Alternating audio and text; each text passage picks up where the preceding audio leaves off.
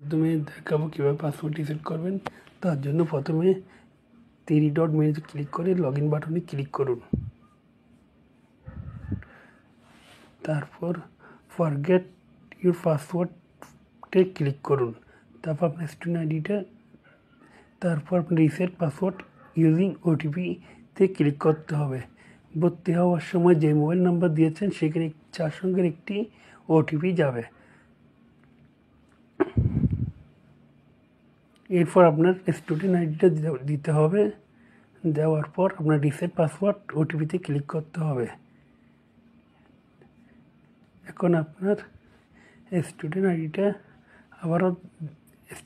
আবার দিবেন।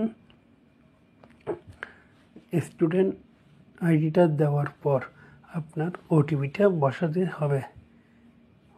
ওটিপি বসানোর পর আপনার নতুন পাসওয়ার্ডটি দিবেন। নিউ পাসওয়ার্ড এবং কনফার্ম পাসওয়ার্ড দিবেন। তারপর রিসেট পাসওয়ার্ডে ক্লিক করবেন। ধন্যবাদ সবাইকে। রিসেট